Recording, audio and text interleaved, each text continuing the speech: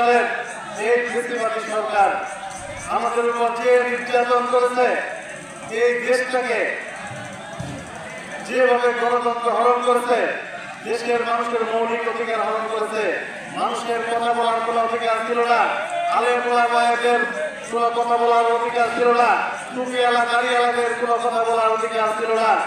টুপিওয়ালা দাড়িওয়ালা দেখলে মনে হচ্ছে আওয়ামী লীগের শত্রু, এরা রাজাকার। এই যে একটা সারা দেশে একটা ভীতিকর পরিবেশ তৈরি করেছিল, আজকে আওয়ামী লীগের যে সমস্ত নেতা কর্মী রয়েছেন, আপনারা সকলেই জানেন, সমস্ত নেতৃবৃন্দ আজকে দেশ তারা পলায়ন করেছে গত 5 তারিখে। এদেশের জনরোষের কারণে, গণ-অভ্যুত্থানের কারণে তারা আজকে দেশ থেকে পালিয়েছে, তাদের কুকর্মের কারণে, অপকর্মের কারণে। আজকে একজন হাজার হাজার কোটি টাকা মালিক হয়েছে, দেশে বিদেশে মালিক করেছে, কেউ তাদের বাড়িতে হয়তো ঢুকতে পারে নাই। বাড়ি যে দেশে করতে সেই দেশে পলাই যাইতে পারে নাই এখন পর্যন্ত। অনেক মানুষ বসবাস করে, কিন্তু তাদের মাঝখান থেকে আজকে আমরা যে কজন এখানে উপস্থিত হয়েছি, একসঙ্গে ইফতার করছি। আসলে একটা ইফতার না, একটা বাংলাদেশ জাতীয়তাবাদী দলের একটা পুনর্মিলন মেলা। আপনারা জানেন, দীর্ঘ 16 বছর আমরা এইভাবে একসাথে ইফতার করতে পারি নাই, আমরা আমাদের বাড়ির কোন অনুষ্ঠানে এক হতে পারি নাই। কিন্তু আজকে আমাদের সৌভাগ্য, আপনাদেরই সুপরিচিত বিগত উপজেলা নির্বাচনে যাকে আপনারা বিপুল ভোটে জয় করেছিলেন, সেই শফিকুল ইসলাম মাসুদের আহ্বানে এবং মাসুদের বদলতে আজকে আমরা এই বনারচর ইউনিয়নের সহ আশপাশের যারা জাতীয়তাবাদী শক্তি আছি, আজকে আমরা একসাথে হতে পেরেছি। এর জন্য আমি রব্বুল আলামিনের কাছে আমরা সবাই শুকরিয়া জানাবো। সবাই বলবো আলহামদুলিল্লাহ। যে আপনারা জানেন, একটাই গ্রামে দেখা গেছে অনেকের সঙ্গে অনেকের দেখা হয় না, কিন্তু আজকে আমরা এই ইফতার, এই মাসুদের ইফতারের উপলক্ষে এখানে আমরা একসাথে বসে আছি, কথা বলছি। এটা একটা সৌহার্দ্য, এবং এই সৌহার্দ্যের জন্য আমরা শেরপুর জেলা যুব দলের সম্মানিত সভাপতি এবং জেলা সত্য জেলা বিএনপির যুগ্ম সাধারণ সম্পাদক জনাব শফিকুল ইসলাম মাসুদকে আমি আমার ব্যক্তিগত পক্ষ থেকে এবং বিএনপির পক্ষ থেকে ধন্যবাদ জানাই। আমি দেখেছি যে শেরপুর জেলা করে যতগুলি ইয়ং ছেলে আছে রাজনীতির সাথে জড়িত, একটি ব্যতিক্রমী ধর্মী ছেলে, আচার আচরণ, কথাবার্তা, ঠান্ডা মস্তিষ্কের লোক আমি দেখি নাই।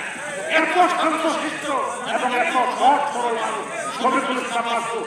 আমরা আশা করছি শেরপুর জেলার মানুষ আশা করছে, এই শেরপুর সদরের মানুষ আশা করছে, উপজেলা চেয়ারম্যানে 57,000 ভোট পেয়েছিল এই আওয়ামী লীগের আমলে, আতিকদের আমলে 57,000 ভোট পেয়েছিল।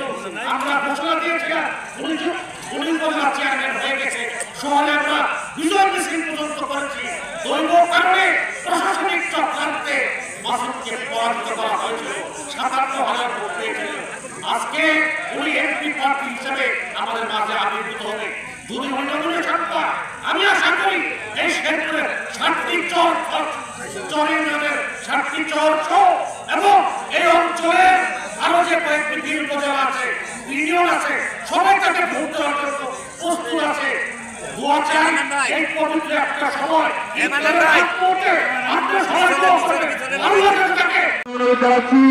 যারা মফিজুল ইসলাম, যারা বাড়ি করেছে, কেউ তাদের বাড়িতে হয়তো ঢুকতে পারে নাই। বাড়ি যে দেশকে করতে সেই দেশকে পলাই যাইতে পারে নাই এখন পর্যন্ত।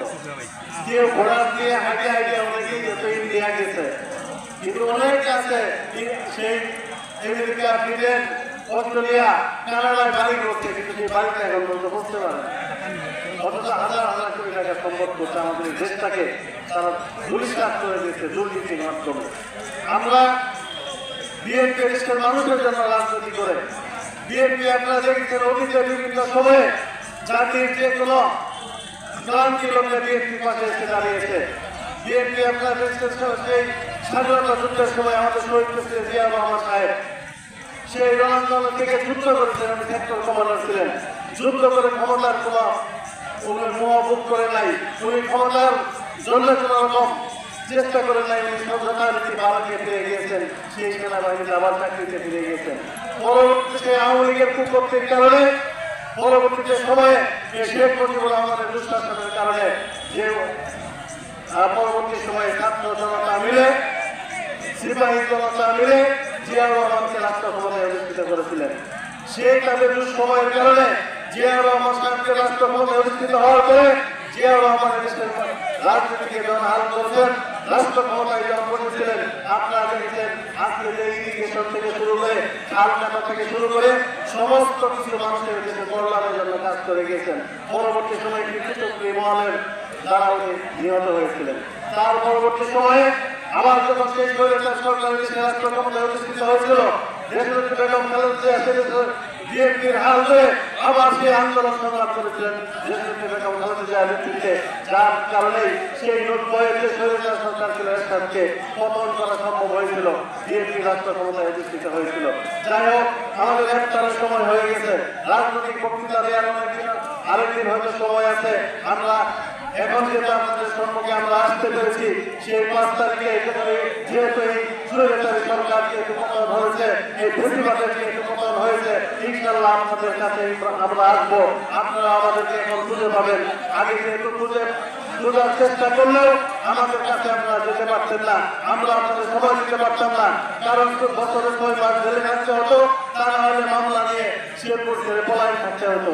আমরা অনেকেই প্রোগ্রাম করেছি কষ্ট করে, সেই কোনো রকমের চিন্তা করে আবার আমাদের পালিয়ে যেতে হতো, আমরা বাড়িতে থাকতে পারতাম না। এই 17 বছরে অসংখ্যবার জেল কেটেছি, 13 বার আমি রেস্ট হয়েছি, আমি 33 মাস জেল কেটেছি। অথচ আমি ছাত্র দলের প্রেসিডেন্ট ছিলাম, থানা ছাত্র দলের সভাপতি ছিলাম, যুব দলের আহ্বায়ক ছিলাম, যুব দলের সভাপতি হয়েছি, বিএনপির যুব সাধারণ সম্পাদক ছিলাম, আমি উপজেলা নির্বাচন করেছি। আপনারা গত নির্বাচনে আপনারা সকলে আমাকে দানের মার্কায় ভোট দিয়েছেন। আজ পর্যন্ত আমার জানা মতে আমি কোনো মানুষের সঙ্গে কোন রকম খারাপ ব্যবহার করছি আমার মনে হয় না। আমি চেষ্টা করছি সবসময় মানুষকে সম্মান দেওয়ার, শ্রদ্ধা করার। এরপরেও আমার মতো মানুষের 33 মাস জেল করতে হয়েছে এই সরকারের আমলে।